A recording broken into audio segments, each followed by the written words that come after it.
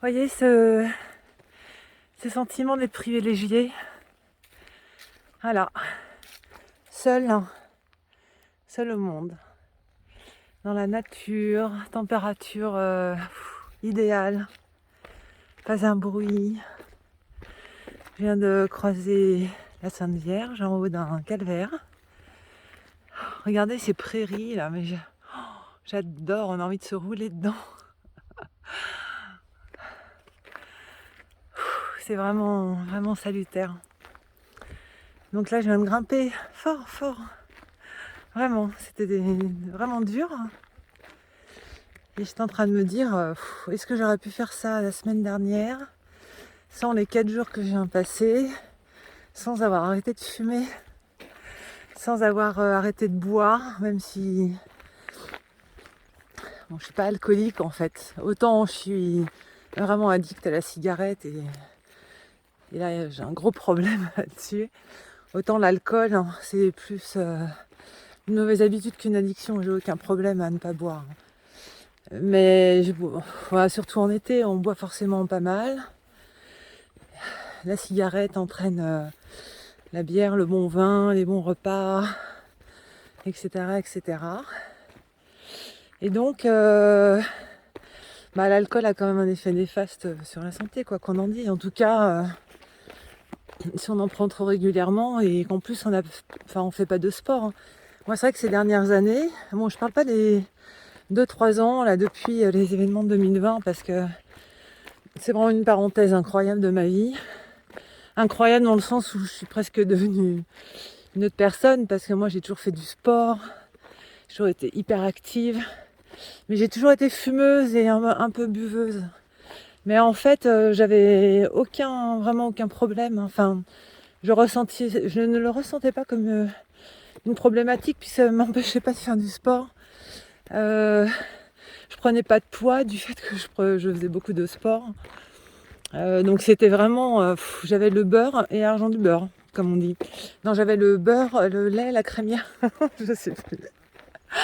Enfin, j'avais tout, c'est-à-dire je pouvais picoler, je pouvais fumer, je pouvais manger comme une chantre, mais comme j'ai toujours été très active, sport, activité physique, enfin moi naturellement dehors de toute façon, à crapahuter, à faire des choses, à bouger partout.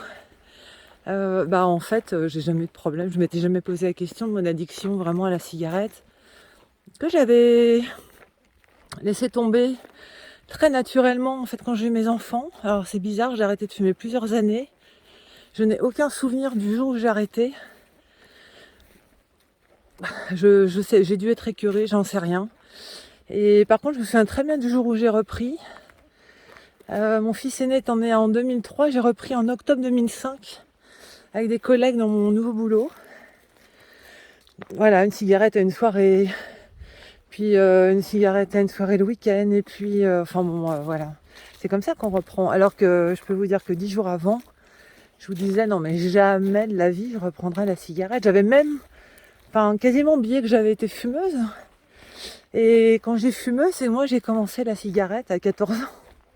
Alors évidemment, je fumais pas un paquet par jour à 14 ans. Ça a été petit à petit. Mais voilà, j'ai commencé à fumer 14 ans, ouais, je pense, 14-15. Ouais, 15 ans, 3 ans, plutôt 14, voire 13. J'irais fin de 5e, 4e. Ouais, ça va être par là.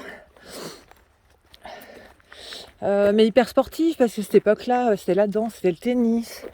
Après 17-18 ans, j'ai commencé l'escalade, j'ai arrêté le tennis, j'ai eu des problèmes de dos. D'ailleurs, je me suis fait opérer un peu plus tard, en 2006.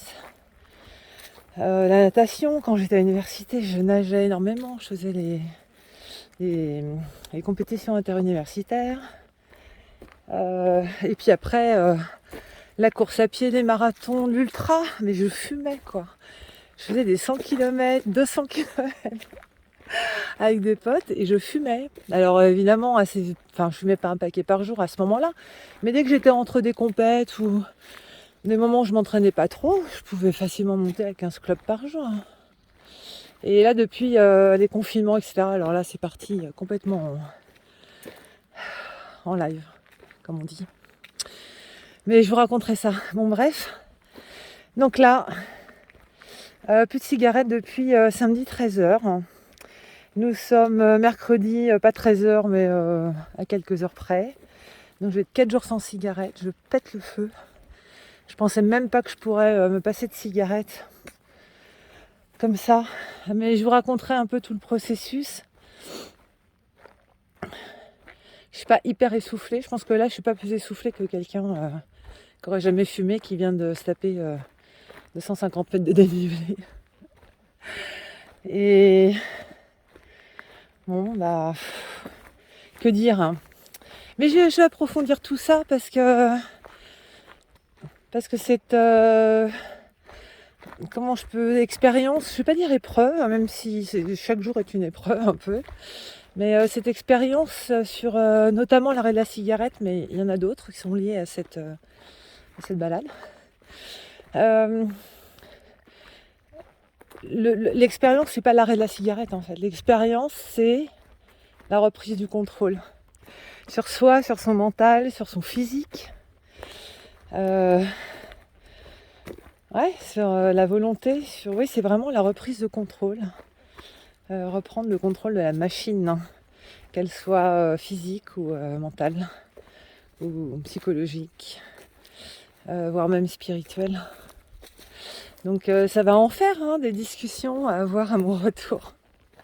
Voilà, en tout cas, écoutez, j'ai partagé ça avec vous, peut-être un peu trop longtemps, bon, c'est peut-être pas passionnant, sauf pour les gens qui se sentent un peu concernés par tout ça, mais voilà, moi j'aime partager, donc je partage. Et puis ceux que ça n'intéresse pas, ils couperont. Allez, à plus tard, ciao.